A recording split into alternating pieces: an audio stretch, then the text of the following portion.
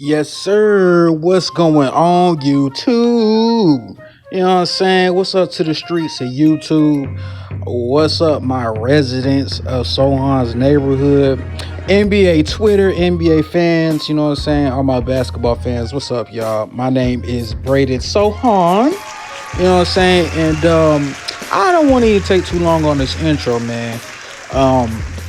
Earlier today on Spurs Twitter, there was a little debate. You know what I'm saying? We be having little arguments over there. And the question came up, who was better on defense? Stephon Castle or Devin Vassell? Now, if you know me, you already know I am a Devin Vassell truther. That is my guy. I'm always gonna ride for Devin Vassell, man. I really appreciate his game, but I don't even want to have necessarily that conversation because I answered the question in my honest opinion. I brought up some stats that I feel like really supported Devin Vassell. Some people were saying, a lot of people are saying Stephon Castle, and that's okay. I don't even want to get into all that. But there was somebody who was bringing up the fact that Stephon Castle seems to be guarding all of the best players, and that's not entirely true. It is true that he will have nights where he would have had to guard people like maybe Luka, maybe Devin Booker, maybe Stephen Curry, who I'm going to highlight in this video. But night in and night out, Stephon Castle isn't necessarily guarding the best guys every night.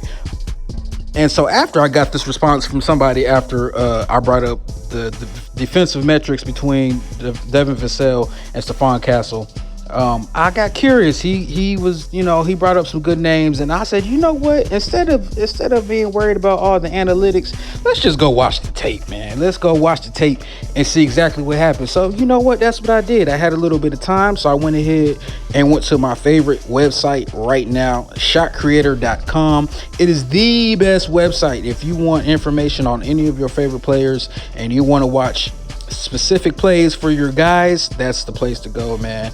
Shout out to Brett Usher too. You know what I'm saying? He been doing this thing on Twitter, man. That's my dude, man, for real. Now the thing about YouTube, they like their good intros, so you know what I'm saying, that's why I'm extending this a little bit longer, but I'm not gonna keep rambling too much longer. Right after I play my official intro, I'm gonna go ahead and let the Steph Curry versus Stephon Castle defensive matchup play. I'm gonna let it run through so you guys can check it out. I put in some notes as the plays were going on, man, because I think there's something that needs to be cleared up. I think Stephon Castle is a fabulous defensive player. However, he is not the defensive stopper on the team, and I think we need to have some honest moments about Stephon Castle. This is not a Stephon Castle hate tape.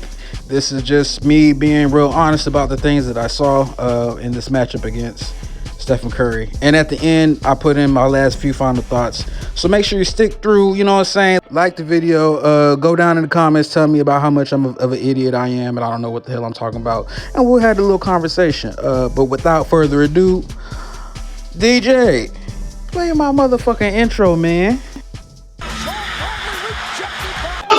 Motherfucking Spurs!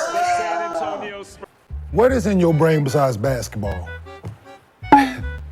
Like, I really want to know. Hey, hold on, Vic. Come here real quick.